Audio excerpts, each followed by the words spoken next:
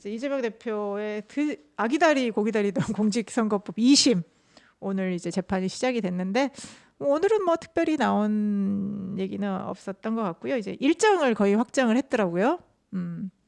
예, 숙제 일정을 다 정했습니다. 오늘 이제 그 뉴스에서 화제가 됐던 게 2월 26일에 결심 공판을 하겠다. 그때까지 이제 다 끝내고 이제 선고일은 아직 안 나오는 거죠.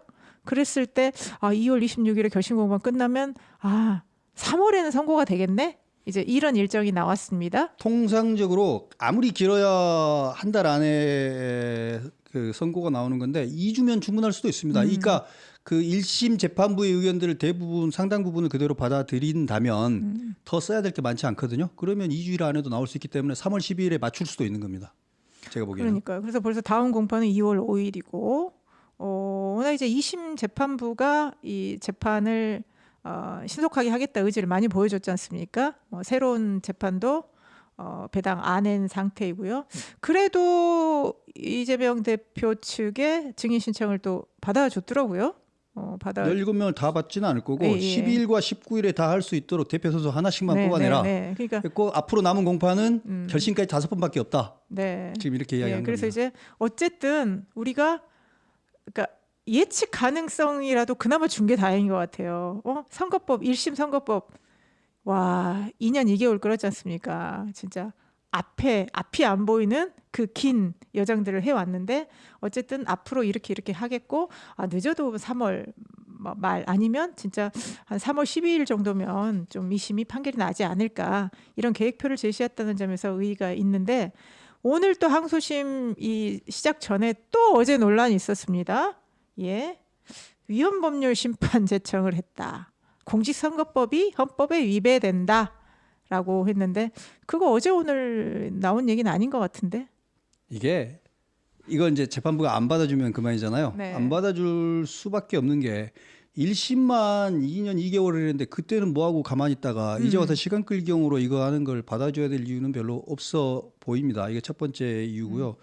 두 번째, 이 위헌법률 심판 제청을 하도록 이걸 받아주게 되면 혹시라도 이게 하게 되면 지금까지 공직선거법으로 이 허위사실 공표로 다 아웃된 유죄받은 사람 사람들은 다 어떻게 해야 되는 걸까요? 소급 빼줘요? 법의 일관성이 무너지는 수가 있는 것 같습니다. 그리고 우리나라에만 있는 게 문제인 게 아니라 다른 나라에서는 다른 법률로 엄격하게 다스리는데 우리나라는 선거법으로 좀 더 신속하게 하기 위해서 하는 거죠. 물론 이번 말고 그냥 민법상으로도 피해보상을 청구를 하거나 형법상으로도 할 수 있죠. 명예훼손으로. 근데 굳이 공직선거법으로 둔 건 신속하게 재판을 받게 하려고 한 거잖아요. 네. 신속하게 재판을 받고 판결을 내리려고 했던 그 법의 정신을 무너뜨린 사람이 이재명 본인이면서 이제 와서 그 법이 위헌법률이라고 거짓말하고 있는 이 적반하장을 어떤 재판부가 이걸 받아들이겠습니까? 못 받아들입니다.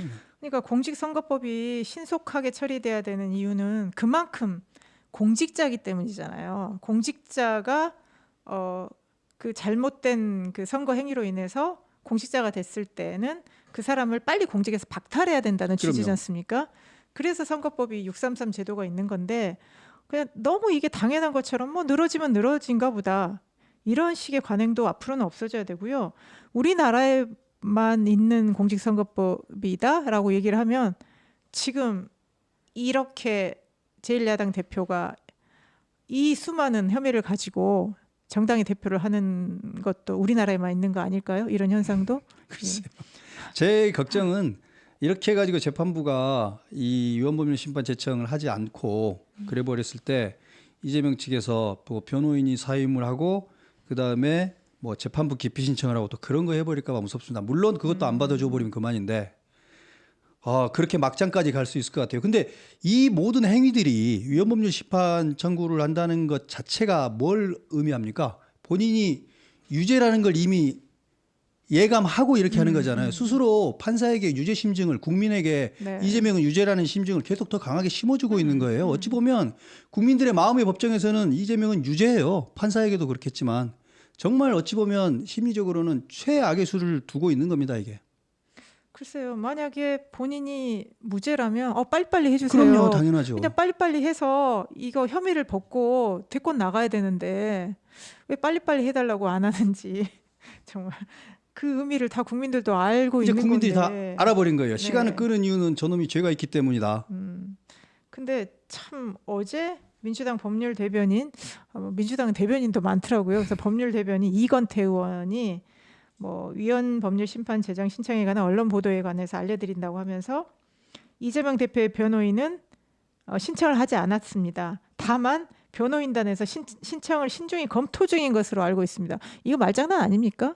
오늘 지금 이재명 대표도 똑같은 이야기를 했어요. 변호인단에서 신중하게 검토하고 있는 것으로 알고 있고 저는 그 사람들의 의견에 따를 것, 존중할 것 그렇게 말했죠. 지금 당장 신청을 안 냈다고 해서 지금 이게 신청에 의사가 없는 거 아니잖아요. 신청을 마치 나는 모르겠고 그냥 변호인단에서 좀 검토하고 있는데 왜 국민의힘은 앞질러서 이거를 언론 보도하느냐. 무슨 사실과 다르게. 그러면 그건 가짜 뉴스로 또 고발해야죠. 여론의 간을 보고 있는 거예요. 네.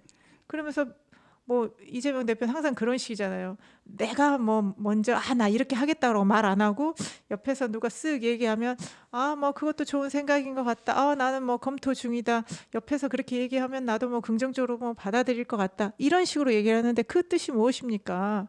우리가 그렇게 간접적으로 얘기한다고 해서 윗분이 그럼 아니다. 저분이 아직 결심을 못했나? 라고 생각하는 게 아니라 맞아. 저게 윗분의 뜻이다라고 얘기를 하는 거거든요.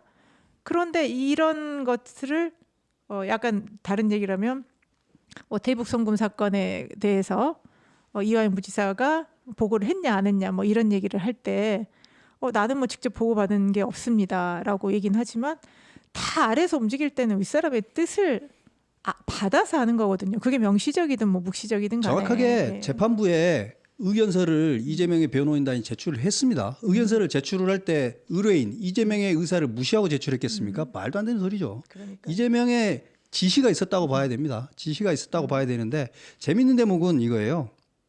이게 윤석열 대통령의 탄핵 심판은 그 심판의 법정에서도 이루어지지만 여론의 법정도 그만큼이나 중요하잖아요. 그 동일한 게 이재명 대표한테도 지금 적용이 돼버렸습니다. 이제 재판이 벌어지는 항소심 법정에서만 이재명 재판이 이루어지고 있는 게 아니라 국민들의 마음의 법정에서 이게 여론으로 당장 이재명을 몇 %를 바로 날려버릴 겁니다. 그렇게 되면 재판에서 지는 거 이상으로 재판에서 밀리는 거 이상으로 아프거든요. 그래서 이재명도 마음대로 이제 위헌 법률 심판 제청 신청 저는 못 한다고 봅니다. 여론에서 바로 툭 떨어져 버릴 겁니다. 김문수하고 지금 몇 % 차이 동률이던데 김문수보다도 한 7, 8%, 10% 이상 떨어지는 그런 여론조사 결과가 바로 나와버릴 수 있습니다.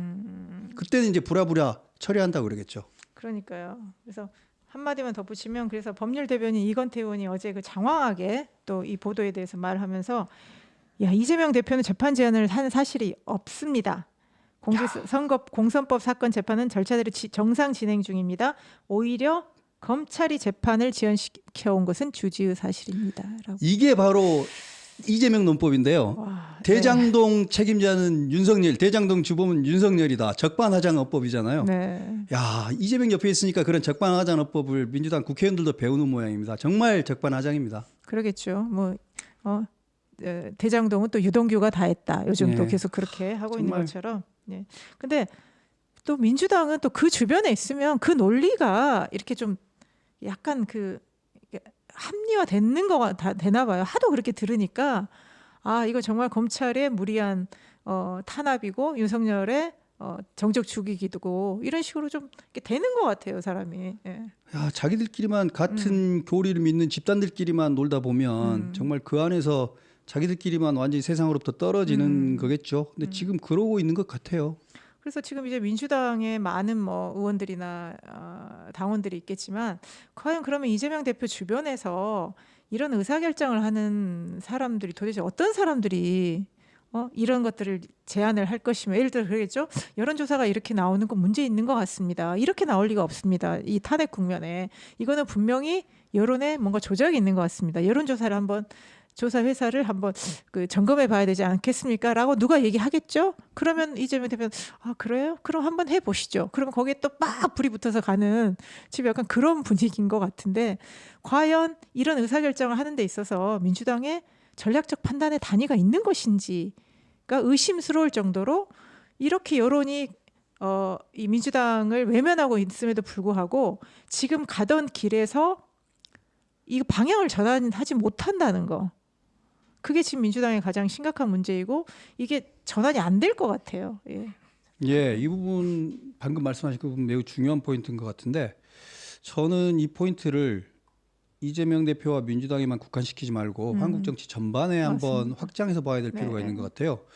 그 고집이 매우 센 독단적인 리더가 있게 되면 즉 민주주의적이지 않고 독단적인 리더가 있게 되면 그 주변에는 자기 의견을 자기네 소신대로 따라서 자기 의견을 제대로 말하는 사람 못합니다. 갈수록 줄어들게 네, 됩니다. 네, 그런 네. 사람들 계속 쫓겨나니까요. 그러다 보면 아부하는 간신배들만 넘쳐나게 되는 거고 그런 사람들이 채워놓고 그런 사람들이 하는 말을 들으면서 그 독재자는 아 나의 판단이 맞구나라고 더 자기 확신이 강해지게 됩니다. 이렇게 되면 이제 그 비셔스 서클이라고 그러죠. 악순환이 이루어지는 거고 이게 저는 윤석열 정부에서도 어느 정도 일어났던 맞습니다. 일이라고 생각하고요. 윤석열이라는 애고가 강하고 고집이 센 자기 철학이 확고한 그런 사람 그리고 또 옆에 성질도 한성질하는 한성질하죠. 그 대화를 하면 그 자리에서 95%는 내가 이야기해야 되고 네. 내가 하는 이야기에 반발하는 사람한테는 바로 버럭버럭하는 언제나 그렇다는 말은 아닙니다. 근데 저도 이거 듣는 이야기라서. 네. 근데 이런 리더가 있는 경우에는 그 주변에는 예스맨밖에 살아남을 수 없거든요. 근데 똑같은 게 이재명한테도 저는 해당된다고 생각하고 민주주의적 지도자가 그래서 필요하다고 생각합니다. 민주주의적 지도자는 링컨 같은 사람인 거죠.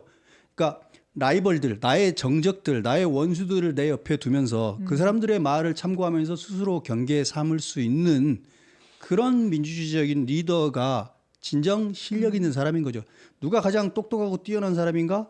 물론 자기 머리가 더 뛰어난 사람이 있을 수는 있지만 자기보다 뛰어난 남의 머리를 써먹을 수 있는 사람이 진정 뛰어난 사람이잖아요. 네. 그런 의미에서 저는 민주주의적인 정치인이 리더여야 여러 사람들의 의견이 합치가 되지 아무리 뛰어난 사람들을 모아놓은들 한 명의 독재자 밑으로 몰아놓으면 전부 다 동일한 레밍스가 되고 말잖아요. 쥐 한 마리 이상의 역할을 못하는 거니까 이걸 지금 저는 이재명 체제가 보여주고 있다고 생각합니다. 다 명문대 나오고 판검사하고 언론사 기자하고 교수하고 오고 다 한 끗발씩 날리다 오신 분들이 다 저렇게 레밍스 흉내내고 있는 거예요.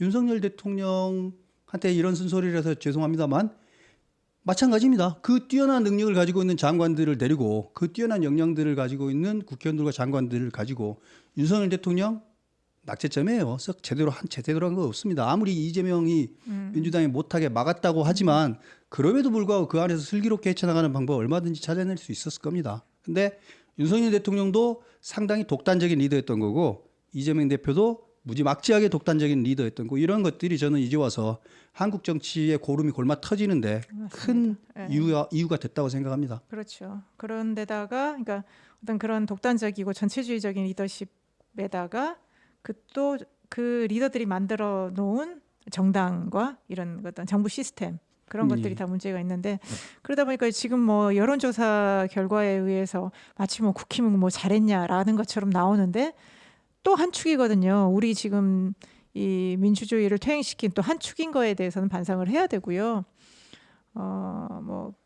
근데 이상하게 국힘의 이런 실언이나 이런 것들은 좀 덜 부각되는 것 같아요. 사실 지난주에 그 뭐 김민재 의원의 백골단 사건은 굉장히 좀 충격적이거든요.